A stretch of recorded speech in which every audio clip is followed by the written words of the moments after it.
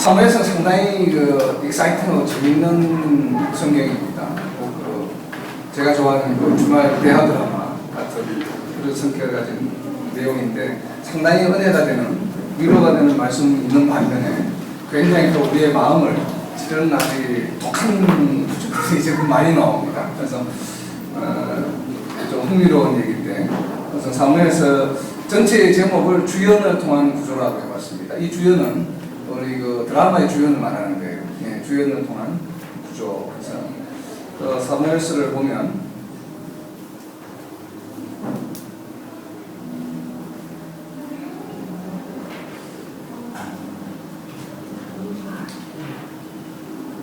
지금 저희가 이제 40주, 성경에서 14주, 지난 한 주에 쉬고 지금 14주째, 오늘 사무엘 1 했습니다. 사무엘 4이 아니고 사무엘 1이라고 썼어요. 근데 그 한 이유가 있습니다. 오늘 좀 더 설명을 드릴 테고.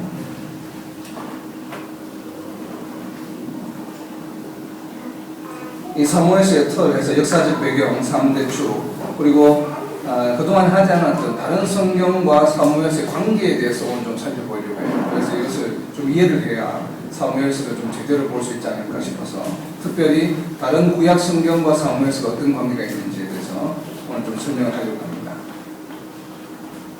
또 지난 1학기 동안 했던 내용들이 총 이제 집약이 되어 있는데, 저희들이 마지막에 이제 선지서를 쭉 했죠. 그래서 선지서의 7가지 트리플에 대해서 하나님의 계획과 그 다음에 하나님의 나라에 대한 얘기가 이사야서에 있었고, 그리고 새 언약이 예레미야, 그리고 에스겔서의 이제 백성의 회복에 대한 얘기, 그 다음에 에스라의 나라의 회복에 대한 얘기가 있었고, 그리고 느헤미야의 거룩의 회복, 그리고 마지막으로 스가랴서의 돌아오라 라고 하는 이런 7가지 테마가 있었는데, 이 7가지 테마의 배경이 되는 인트로, 어떻게 보면 초입부가 오늘 이 사무엘서입니다. 그래서 사무엘서를 보면 다시 트리플 H가 다시 오늘 나옵니다. 그래서 보면은 이 오늘 사무엘서를 보다 보면 열왕기서부터 시작해서, 그 다음에 우리가 지난 쭉 이제 12주간 공부했던 선지서들이 왜 이렇게 내용들이 전개되는가가 아마 좀 더 잘 이해가 될 거예요. 그래서 그런 측면에서 우리 이 사무엘서를 바라볼 필요가 있습니다. 그래서 이 사무엘서가 이 성경 66권에서 어떤 위치를 차지하는가를 보면은, 이 어떻게 보면 여기에 보면 이제 왕정시대, 왕국시대라고 표현하는데, 이 왕정시대를 여는 인트로 이제 어떻게 보면 왕정시대가 필요할 수밖에 없었던 어떤 당위성을 설명하고 있는 것이 이 사무엘서가 아닌가, 그렇게 생각을 합니다. 그래서 이 사무엘서 쭉 이제 산하를 읽다 보면 사울과 다윗이 실패를 하게 되죠. 그래서 이제 그런 실패를 통해서 또 한편으로는 왕정의 어떤 한계를 보여주고, 그래서 왕정의 당위성과 한계를 보여주는 것이 사무엘서다라고 이렇게 한마디로 좀 이야기할 수 있을 것 같아요. 그래서 이 사무엘서는 히브리 성경이 이제 70인용 번역되기 전에 히브리 성경에 보면은 사무엘, 그 다음에 열왕기 이렇게 한 권씩 각각의 책으로 나와 있습니다. 그런데 이게 이제 헬라어 버전 70인역이 오면서 이것이 통합이 되면서 그냥 왕국의 책이라고 됩니다. 그래서 이제 왕국의 책 1, 2, 3, 4 이렇게 나눠서 이제 왕국을 중심으로 아마 70인역에서는 해석을 한 것 같아요. 그래서 번역이 됐고, 그리고 이제 로마 시대에 와서 라틴어로 번역이 될 때는 지금 오는 날처럼 열왕기 상하 그리고 사무엘 상하로 이렇게 지금 바뀌었다는 것을 참고로 말씀을 드리고, 그러다 보니까 이 사무엘서를 바라보는 시각이 대단히 많습니다. 저도 이제 공부를 하다 보니까 사무엘서를 바라볼 때 이 사무엘에 나오는 패밀리가 있어요. 그죠? 엘리 가족이 있고 사무엘 가족이 있고 사울, 다윗의 가족들이 있는데, 그래서 가족을 중심으로 해서 이렇게 또 해석을 하시는 분이 있고, 또 어떤 분들은 신정에서 왕정, 이제 하나님의 정치 중심에서 왕이 중심이 되는 정치에 이런 변화하는 것에 포커스를 맞춰서 이렇게 해석하시는 분들도 있고, 또 어떤 분들은 저희가 열왕기에서 본 것처럼 열왕기 상하를 엘리야와 엘리사의 어떤 역사로 저희들이 조금 본 적이 있죠. 그런 것처럼 이 사무엘 상하를 사무엘의 어떤 사역의 중심을 두고, 그리고 사무엘과 사울, 사무엘과 다윗 이러한 형태로 또 접근을 해서 이 사무엘서를 해석하고 바라보는 시각이 있습니다. 그리고 기타 많은 시각이 있는데 오늘 저희는 조금 다른 시각에서 보려고 해요. 그래서 아까 제목에 이제 주연을 통한 사무엘의 틀이라고 말씀드린 것처럼 이 사무엘서를 받쳐주고 있는 새 주인공의 측면에서 좀 바라보려고 합니다. 그래서 하나님의 사역, 하나님께서 사역하시는 방법이 세 가지가 있다고 그랬죠. 하나님께서 직접 하시는 방법, 그리고 천사들을 통해서 하시는 방법, 그리고 사람과 더불어서 사역을 해나가시는 방법이 있는데, 특히나 이 사무엘서는 하나님이 사람과 인간과 어떻게 사역을 해나가시는가를 보여주는 아주 좋은 익sem플이 아닌가 생각을 합니다. 그래서 하나님의 사역이라는 측면에서 이 사무엘서를 좀 바라보려고 해요. 그래서 사무엘서 세 기둥을 그래서 트리플 H라고 하는데, 바로 첫 번째가 이 His Word, 하나님의 말씀, 예언이 성취된다고 하는 측면이 있고, 두 번째는 하나님의 계획, 하나님의 계획을 이루어간다는 측면이 있고, 세 번째는 바로 이 모든 것이 하나님의 사역이다. 그래서 이제 His Word, 그래서 이렇게 3H로, 그러니까 트리플 H로 이제 이 사무엘서를 좀 보려고 합니다. 그래서 왜 이렇게 보는지는 다음 슬라이드에 좀 설명하다 보면 조금 이해가 되실 거예요. 그래서 우선 다음 슬라이드에 남겨두고, 그래서 이런 이 많은 이제 신정에서 왕정으로 변화되었다는 것을 하나의 분기점으로 보면서 포커스를 맞추고 이제 해석을 하시는 분들은 이제 백성들이 왕을 원했기 때문에 왕을 원했고 하나님을 버렸다라는 시각을 많이 가지고 있죠. 사실이죠. 그러나 오늘은 조금 다른 시각. 과연 그것만 있었느냐? 백성들이 하나님을 버리신 거냐? 물론 버린 거죠. 백성은 맞는데, 그러나 그 이면에는 하나님의 계획하심이 있다는 것을 조금 보려고 합니다. 그래서 하나님의 사역이라는 측면에서 조금 보려고 하고, 왜 그런 얘기를 하냐면은 이제 첫 번째 예언의 성취라는 면을 보면은 그래요. 이 예언의 성취를 보면 무슨 예언의 성취인가? 두 가지 예언에 대한 성취가 바로 이 사무엘서를 통해서 이루어집니다. 그 첫 번째가 바로 뭐냐면 왕에 대한 율법이에요. 이 왕에 대한 얘기가 이미 정확하게 한 350년, 400년 전에 모세의 신명기에 나옵니다. 신명기 17장을 한번 보면, 신명기 17장 한번 보세요. 오늘 성경을 좀 보시는 게 좋은데, 신명기 17장 14절에 보면 14절부터 20절까지가 지난번 11개 때 봤죠. 우리 솔로몬 이야기할 때 본 부분인데, 바로 왕에 대한 얘기가 이미 모세에 의해서 이스라엘 백성들에게 선포됩니다. 이 선포되는데 그 내용이 뭐냐면 이 내용이죠.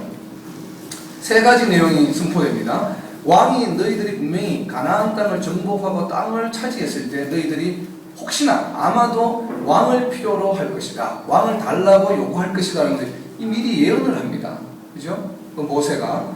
상당히 이 모세가 이 신명기를 쓰고 광야 생활을 끝내고 가나안 땅 들어가기 직전에 광야에서 마지막 설교를 했는데, 이것이 이 사사기를 보는 시각은 이제 연대기는 차이가 있습니다만 325년에서 보통 400년 사이를 보니까 어쨌든 300~400년 전에 모세가 이미 이 왕에 대한 얘기를 했습니다. 너희들이 가나안 땅을 정복하면 너희들이 아마도 너희 백성들이 세상 나라처럼 왕을 요구할 것이다.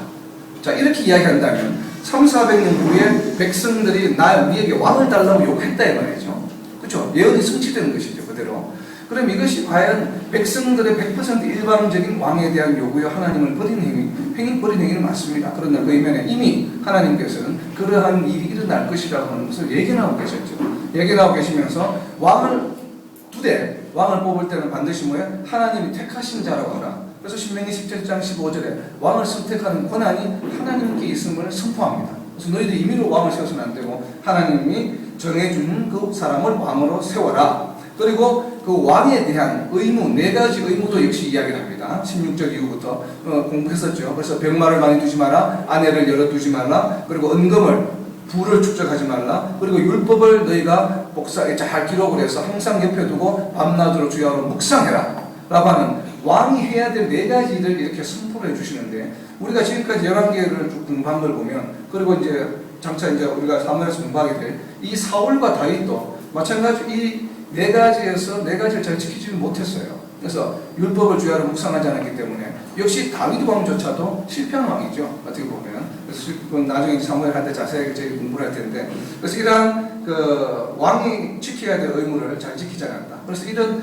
신명기에서 왕에 대한 예언, 이러한 것들 말씀이 이 사무엘서에 와서 성취되었다. 사울에 의해서. 이런 좀 시각에서 바라볼 필요가 있지 않는가. 그래서 그렇게 왕에 대한 율법의 성취로 봤습니다. 그리고 두 번째는 그 뒷장에 넘기시면 18장 15절의 신명기에 선지자에 대한 얘기가 나옵니다. 선지자. 그래서 18장 15절에 보면 모세가 이와 같이 이야기합니다. 나와 같은 선지자를 하나를 일으킬 것이다. 모세가 이야기하고 있죠. 나와 같은 선지자를 한 사람을 하나를 일으킬 것이다. 2명도 아니고 3명도 아니에요. 그죠? 하나를 일으킬 것이다 하고 있는데, 그 이 하나가 사무엘이다 이 말이죠. 자, 그럼 이 하나가 왜 사무엘이냐? 하는 것에 대해서는 제 얘기가 아니고 증거가 있습니다.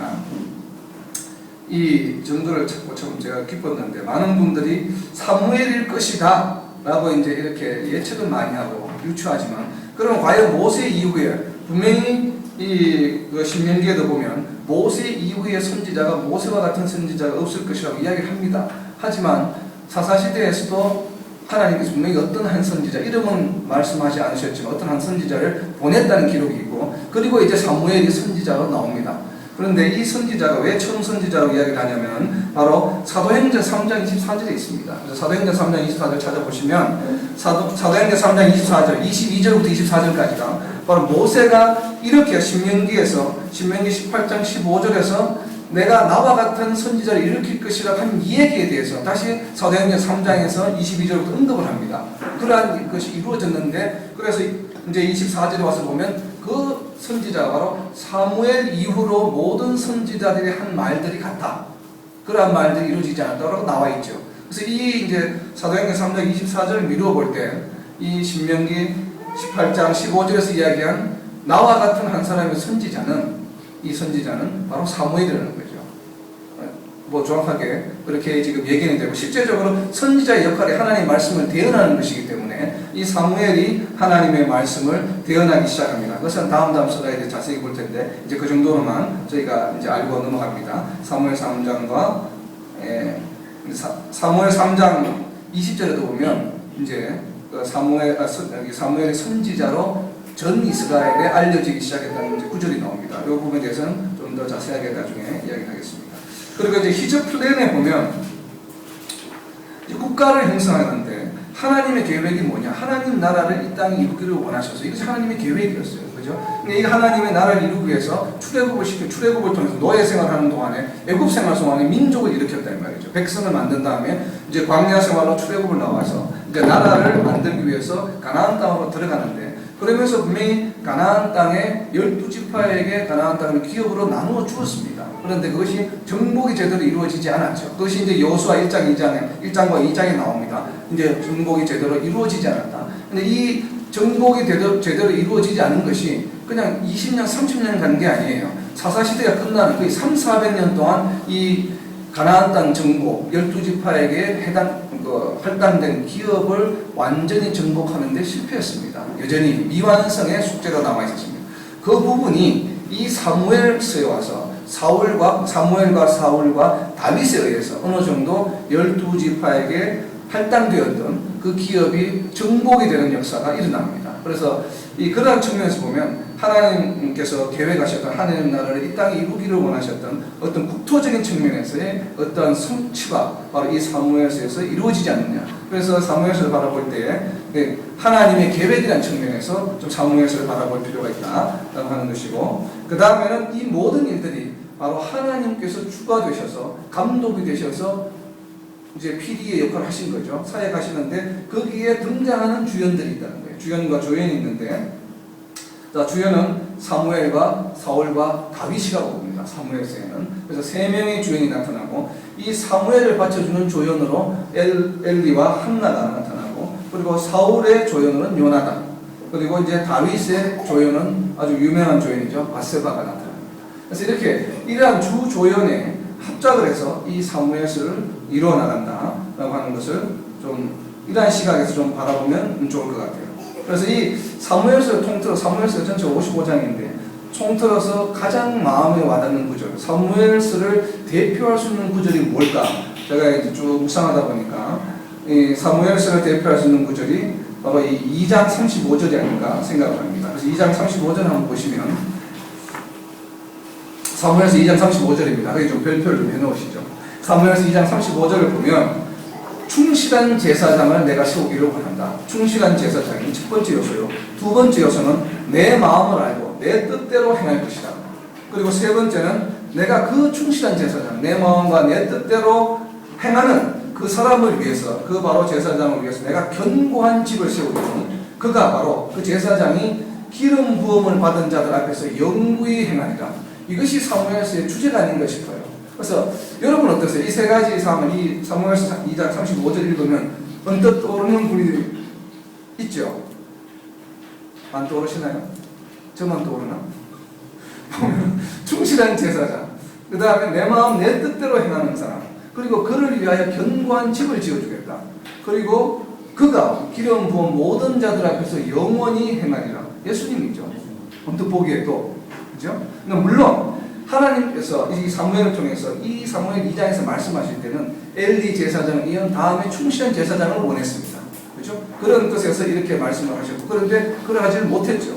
그런데 열왕기에서도 그러하지 못했고 계속 그러하지 못하다 보고, 그러니까 결국은 암흑기를 거쳐서 예수님께서 이 역할을 하시게 됐죠, 결국은. 그래서 우리가 지금 우리가 다 3000년의 세월을 살아온 우리 지금 이 시점에서 바라볼 때는 이분이 예수님이구나 하는 것을 우리가 아는 거죠. 그러나 이 시점에서는 예수님이 아니라 바로 엘리 제사장 디올 제사장이 이렇게 되었으면 좋겠다 하는 하나님의 의지와 뜻이 있었죠. 그래서 이 사무엘서의 핵심 주제는 바로 이 사무엘상 2장 35절 아닌가. 그래서 이 2장 35절을 가지고 사울을 바라봐야 되고 사무엘을 바라봐야 되고 다윗을 바라봐야 된다는 거죠. 그렇게 바라보면 조금 다른 시각에서 아마 사무엘서가 좀 다가오리라고 생각을 합니다. 그래서 이제 사무엘서를 이렇게 이해하는 데는 구약과 좀 다른 구약 파트와 연관관계를 좀 살펴볼 필요가 있습니다. 방금 이야기했던 사무엘서는 전체가 55장으로 되어 있습니다. 그래서 사무엘 상이 31장, 사무엘 하가 24장으로 되어 있는데, 방금 말씀드린 것처럼 사무엘서는 3명의 캐릭터가 나오죠. 주연이 나옵니다. 그래서 앞에 C1 캐릭터 1, 사무엘 캐릭터 2, 사울 캐릭터 3, 다윗이 있고, 그래서 캐릭터 1에 대한 이야기가 사무엘상 1장부터 8장까지 나옵니다. 그리고 캐릭터 2에 대한 얘기, 사울에 대한 얘기가 사무엘상 9장부터 15장까지 나옵니다. 그리고 캐릭터 3 다윗에 대한 이야기가 사무엘상 16장부터 마지막 31장까지, 그리고 사무엘하 전체 24장이 바로 다윗에 대한 이야기입니다. 물론 사무엘상 이 하부분, 그래서 16장부터 31장까지 이 부분을 사울 통치 기간을 보시는 분들도 있습니다. 근데 방금 제가 말씀드린 것처럼 주연의 캐릭터 입장에서 보면 저는 사울이라고 보기보다는 다윗이 주인공이고 사울이 조연이 아닌가 이렇게 봅니다. 그래서 이제 저는 이렇게 세 가지로 나눴는데, 그래서 오늘 저희가 강의할 때 사무엘 1이라고 말씀드린 게 사무엘 상이 아니라, 그래서 오늘은 사무엘과 사울 이렇게 챕터 15, 15장에 대해서 이야기를 하려고 해요. 그래서 다음 주에는 나머지 40장에 대해서 이야기를 합니다. 그래서 왜냐하면 이 1장부터 15장까지 상당히 좀 난해해요. 내용들이 내용이 어려서 난해한 것이 아니고 복잡한 지명이 많이 나옵니다. 그래서 우리가 이스라엘 지리에 익숙하지 않다 보니까 좀 난해하기 때문에 그런 부분에서 그 부분을 좀 살펴보려고 합니다. 그래서 이 사무엘과 사울과 다윗, 이 사무엘에서 55장에 나오는 이 세 캐릭터를 받쳐주는 구약 성경이 있는데, 바로 사무엘서 앞에 나오는 4권의 성경책입니다. 그래서 신명기와 사사기와 여호수아와 룻기가 바로 이 사무엘서를 받쳐주고 있다라고 저는 봅니다. 그래서 이 사무엘에 어떠한 내용이 있나 먼저 보면, 사무엘이 주연이고 이제 아까 한나가 주연이라고 했는데 엘리가, 그래서 사무엘이라는 캐릭터가 이 사무엘서에서 맡은 역할, 주연은 뭐냐면 그 마지막 줄에 있는 것처럼 바로 이거죠. 왕을 탄생시키는 산파, 신명기에서 이야기한 하나님의 말씀의 예언이 성취되는, 그리고 왕을 요구할 것이고 너희가 분명히 이제 왕을 만들 텐데 그 왕은 누가 선정해야 된다고 그랬어요? 신명기에 하나님께서 선택한 왕이에요. 그리고 인간들이 하나님이 선택한 왕인지 어떻게 아냐 이 말이에요. 그 하나님이 선택하는 왕, 이 사람이 내가 선택한 왕이라고 하는 하나님의 말씀을 전해줄 사람이 필요하죠. 바로 그것이 하나님의 말씀을 대언하는 사람이 바로 뭐예요? 선지자입니다. 그래서 최초의 선지자 역할을 지금 사무엘이 감당하는 이유는 바로 이 사무엘을 선지자로 부르신 이유가 왕을 만들어내는 하는 과정에서 역할이 필요하기 때문에 이 사무엘을 부르셨다. 물론 다른 이유는 많겠지만 이제 그런 시각에서 좀 봅니다. 그래서 이제 사무엘이 왕을 탄생시키는 바로 이 산파의 역할을 했다라고 이제 보는 것이고, 그리고 사무엘의 아들이 있습니다. 사무엘 아들이 요엘과 아비야가 있는데, 이 요엘과 아비야가 사사로 임명을 했는데 부정을 합니다. 뇌물을 받고 판결을 잘못하게 됩니다. 그래서 이것이 이제 백성들로 하여금 왕을 달라는 빌미를 제공하게 되죠. 역시 사무엘 패밀리죠. 그래서 사무엘이 바로 어떻게 했는지 왕을 탄생시키는 산파의 역할을 하는데 아들들도 한 몫을 했죠. 그리고 이제 사무엘이 태어나는데 이제 한나의 역할이 컸죠. 거기에 대해서는 자세하게 이제 다음 슬라이드에서 보겠습니다. 그리고 이제 사울은 어떤 역할을 했느냐? 이 사무엘서에서 사울은 하나님께 영광을 돌리는 역할을 했다고 봅니다. 그래서 사울이 왕이 되었는데 전혀 세상적으로는 왕이 될 수 있는 정치적인 기반이나 이런 입지를 가지고 있지 않는 지파에서 왕이 되었어요. 그래서 이제 그러한 역할이기 때문에 이것은 온전히 100% 하나님이 아니고서는 할 수 없는 일이라는 것을 보여주는 역할에 사용되는 것이죠. 그래서 이제 그렇게 입장에서 볼 때 하나님의 영광, 오직 하나님의 섭리에 의해서 사울이 왕이 되었다는 시각에서 봅니다. 자, 그리고 이 나라가 필요하다, 국가가 필요하다고 하는 필요성을 이제 사울이 이제 책임지게 되는데 세상적인 질서의 유지가 필요했어요. 왜냐하면 하나님 나라의 백성인 이스라엘 민족 안에도 악한 사람이 있었어요. 사람들이 모두 선하다면 영적으로 통치가 가능합니다. 그러나 우리 교회 안에도 악한 사람이 있듯이 악한 사람은 하나님의 말씀 영이 컨트롤하기가 대단히 어렵죠. 세상적으로.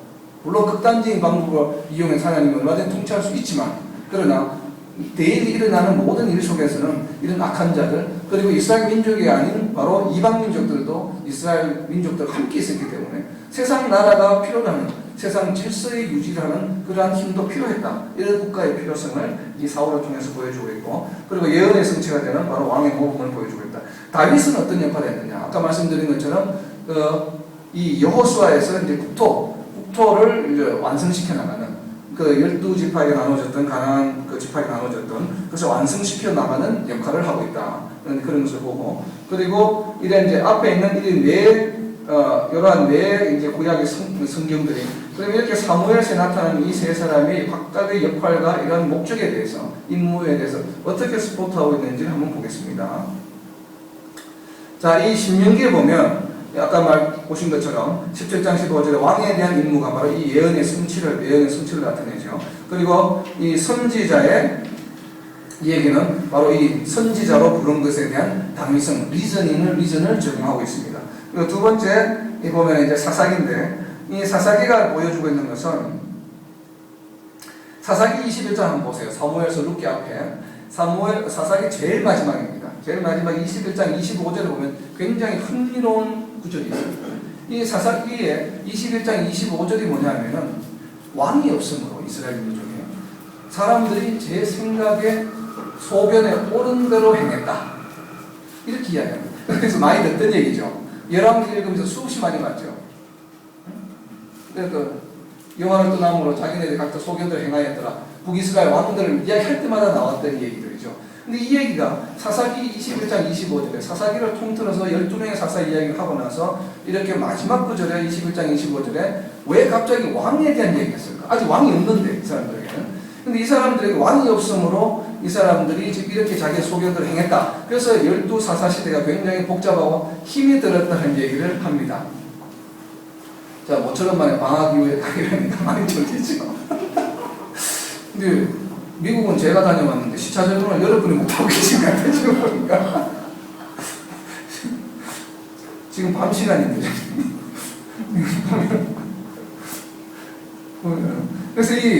그래서 이 사사기의 저자는 불투명합니다.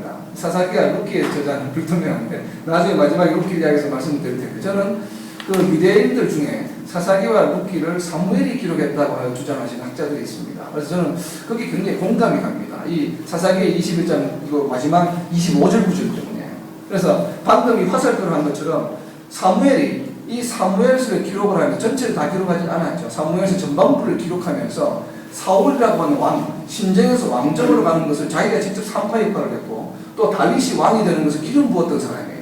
그래서 정치 체계가 완전히 바뀌어 나가는 것을 직접 현장에서 지휘했던 사람이죠. 리더로서, 사사로서, 지도자로서. 그렇다 보니까 거기에 대한 리저닝을 해주기 위해서 사사기와 룻기가 필요했다고 저는 봅니다. 그래서 사사기가 방금 이야기한 것처럼 왕이 없었기 때문에 얘네들이 이렇게 했다는 것은 왕을 필요로 한다는 얘기를 반어법으로 이야기하고 있는 거죠, 지금. 그래서 사무엘서에 곧 왕이 등장할 거라는 것에 대한 이야기를 하고 있는 것이 아닌가 그렇게 생각을 합니다. 그리고 사사기가 지금 보시면 21장인데 21장 중에 처음 2장은 여호수아에 의해서 가나안이 정복이 제대로 되지 못했다. 12지파에 대한 그 얘기가 나오고 그리고 3장부터 16장까지는 12사사에 대한 얘기, 복잡한 얘기, 죄를 지고 다시 회개받고 구원받고 하는 그런 얘기가 나오고 마지막 5장은 전혀 예상하지 못한 얘기가 나옵니다. 그래서 17장, 18장에 갑자기 느닷없이 우상숭배에 대한 얘기가 나옵니다. 그래서 다른 지파가 우상숭배를 하다가 결국은 멸문하는 그런 얘기가 17, 18장에 나오고,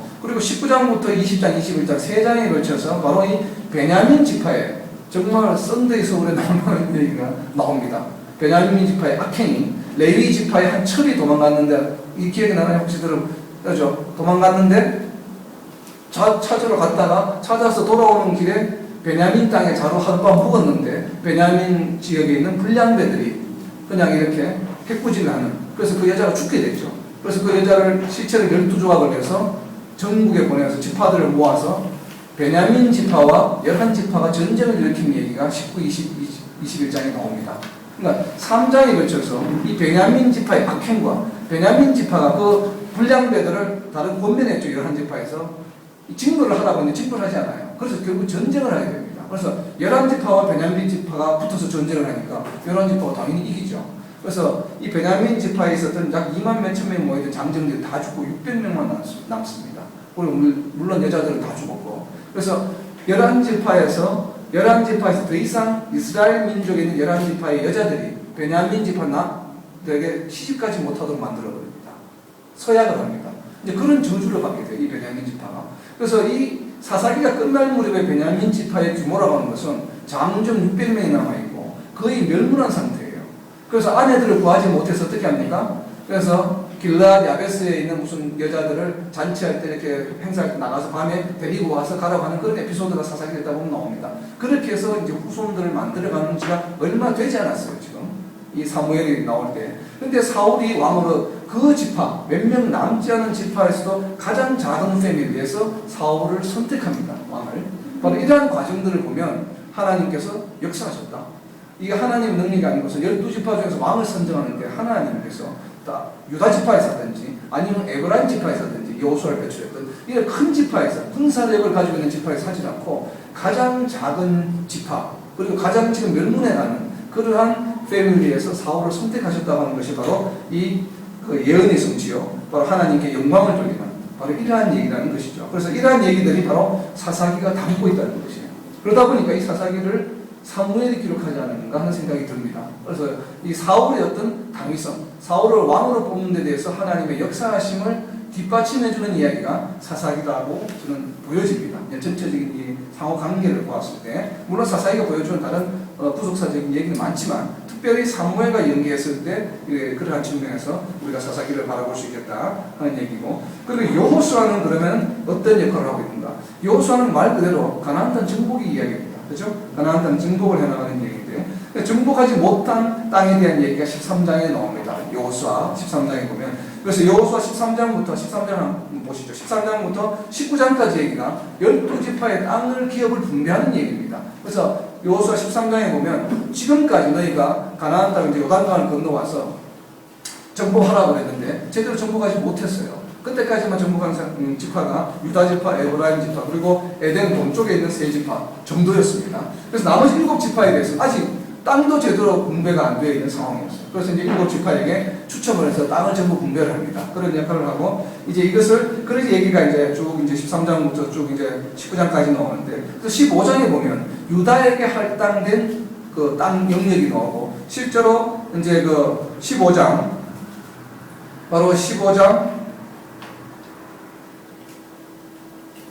여호수아 15장 그 중간 하반부에 보면 갈렙이, 우리 갈렙 선교사님인데 갈렙이 헤브론을 정복하는 이 얘기가 나옵니다. 그래서 이제 땅을 유다 지파에게 할당된 땅을 다 정복하는 얘기가 나옵니다. 그래서 이제 그 얘기가 이제 15장에 나오는데, 여기서 여호수아를 잠깐 읽다 보면 재밌는 얘기가 나와요. 그래서 12지파에서 이제 그 모세에 의해서 바람 광야에서 가나안 땅을 정탐하러 보내죠.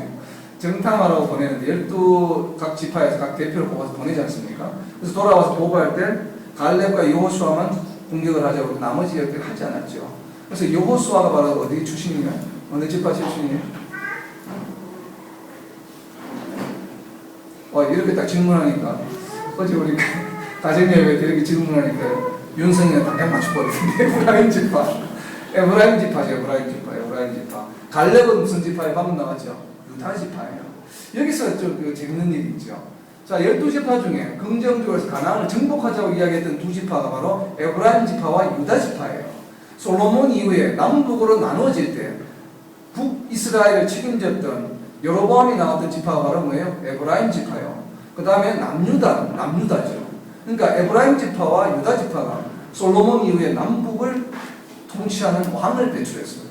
그래서 이것이 이 여호수아 때 이미 가나안 정탐을 할 때 그 긍정적으로 했던 여호수아와 갈렙의 덕이 아닌가라는 생각을 해봅니다. 그냥 제 생각을 해보는 거예요. 그래서 무슨 일진지는 모르겠지만 어쨌든 그 이스라엘 땅을 남북으로 나누어서 통치할 수 있게 됐던 근거가 아닌가 그런 생각을 해봅니다. 그래서 그런 의미에서 이 가나안 정복이라고 하는 것은 대단히 하나님께서 우리 그 이스라엘 민족에게 주셨던 미션이었죠. 그러한 가나안 정복이 바로 이 사무엘서에서 이루어집니다. 그래서 사무엘에 의해서 블레셋이 공격을 당하고 또 물리치기도 하고, 그리고 사울에 의해서 굉장히 주변 나라, 암몬, 모압 이런 많은 나라들이 정복이 됩니다. 사울의 역할을 상당히 많이 했습니다. 그리고 이제 궁극적으로 최종적으로 이제 다윗이 예루살렘을 여부수족을 완전히 몰아내고 예루살렘을 완전히 100% 정복하게 되죠. 하나님의 성전이 세워지는 예루살렘을 정복함으로써 결국 가나안 땅 정복의 계획이 완료되었다고 보는 거죠. 그래서 이 사무엘서를, 그래서 이 여호수아가 바로 이 사무엘서의 상당 부분을 가나안 정복이라는 측면에서 뒷받침하고 있다. 그래서 이 사무엘서와 여호수아의 관계를 그렇게 볼 수 있지 않겠나 봅니다. 그리고 이제 이 룻기가 문제인데, 항상 이 룻기에 대한 설교를 할 때는 룻에 대한 부모님에 대한 효성, 하나님 받아들이는 것에 대해서 많은 설교를 하시죠. 그래서 5월 8일 날 설교를 많이 하죠. 이 룻이 많이 설교되는데, 그래서 많은 분들이 그래요. 갑자기 사사기 역사적인 얘기가 나오다가 시간이 흐름이 없는 룻기가 그냥 중간에 어떤 사막의 오아시스처럼 나와 있다라고 말씀을 많이 하시는데, 그렇죠. 그런데 이 사무엘서를 생각을 해보면 룻기가 당연히 써줬어야 되는 성경이라는 것이죠. 그냥 중간에 끼어진 것이 아니라 바로 이 사무엘이 다윗을 기름 붓고 나서 다윗의 정통성을 보여주기 위해서 룻기가 쓰여졌다고 저는 봅니다. 그래서 이 룻을 누가 적은지도 불분명해요. 아직 이제 학자들의 여러 설이 있는데, 그래서 역시나 이 룻기도 사무엘이 썼을 가능성이 대단히 많지 않겠는가. 썼다면 언제 썼느냐? 나중에 사울이 이 제사를 번제를 드림으로 인해서 하나님을 그에게 하고 나서 이제 사무엘이 그 이후로는 다시는 사울을 보지 않습니다. 그래서 고향에 남아로 돌아와서 일평생 보내고 거기서 결국 다윗을 기름 붓게 되는데, 바로 자기 고향에 돌아와서 다윗을 기름 붓고 나서 다윗에 대한 정통성을 보여주기 위해서 그의 4대 조모인 룻에 대한 얘기를 하지 않았나라는 생각을 해봅니다. 그래서 이 룻기가 이런 어떤 사무엘서를 뒷받침해주는 성경이기 때문에 사무엘서 바로 앞에 왔다라고 저는 그렇게 생각을 해봅니다. 그래서 이 사무엘서 이해하는데 이런 구약의 바로 이 사사기와 신명기와 여호수아 룻기가 사무엘서와 연관관계가 있다라고 보고 관심을 가지고 보시면 조금 재미있지 않을까 하는 생각이 들어요. 그래서 사무엘서가 어떻게 보면 이런 측면에서 상당히 재미있습니다. 그래서 이렇게 보면 이런 시각을 가지고 각도를 구조를 가지고 들여다보기 시작하면 기존에 그냥 다윗에 집중했던 어떤 분석이나 사울에 대해서 집중했던 분석하고는 조금 다른 각도에서 보게 돼요. 그래서 이제 그런 것을 제가 이 D슬라이드에서 보는 내용들 조금 기존에 나오는 많은 내용들 좀 다른 측면이 있기 때문에 그에 대해서 이제 미리 이 구약과 이 사무엘서의 관계, 이 관계성에 대해서 한번 이렇게 말씀을 드립니다. 그래서 특별히 룻기에 보면 이 룻기에서 룻기 한번 볼까요? 룻기 1장에 보면 1장 16절에 룻기 1장 16절에 아주 이제 많이 우리가 듣던 표현이 나오는데, 룻기 1장 16절에 보면 어머니의 하나님이 나의 하나님이 된다라고 룻이 고백을 합니다.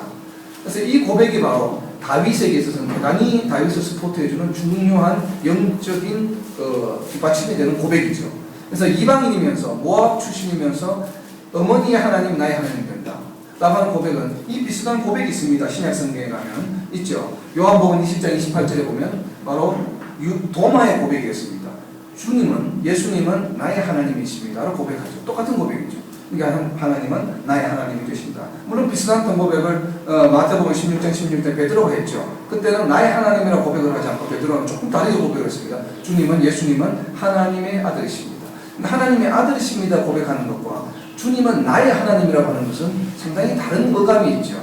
그래서 저는 그래서 오히려 베드로, 제 개인적으로는 베드로의 고백보다는 도마의 고백을 더 선호합니다. 그것이 나의 하나님이시다. 제3자적으로 명칭하듯이 하나님의 아들이십니다라는 고백보다는 나에게 적용시키는 거죠. 그래서 주님은 나의 하나님이시다. 이러한 고백을 바로 이 루시 했습니다. 이 루시 1장 16절에서 그러므로 인해서 예수님의 족보에 들어가는 축복을 받게 되죠.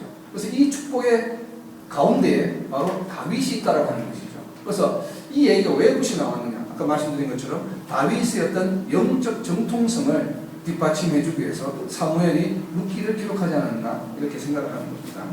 이것은 이론적으로 뒷받침이 되는 얘기는 아니에요. 그냥 그럴 것이다라고 추측을 해보는 겁니다. 그래서 루키가 다윗의 어떤 영적 정통성을 제공해주는 역할을 하고 있다. 그래서 이러한 상호관계를 살펴보는 거죠. 그래서 이 사무엘서를 그래서 이렇게 한마디로 보면 왕정의 시도와 실패라고 봅니다. 그리고 왕정이 실패를 했기 때문에 그래서 왕정의 시도와 실패에 관한 얘기가 이 사무엘서에 기록이 되어 있고 이 사무엘서에서 사울과 다윗이 실패한 이 왕정이 열왕기 이어지면서도 역시 실패를 했죠. 그래서 실패를 하게 되고 그리고 이것이 복음서로 이어지는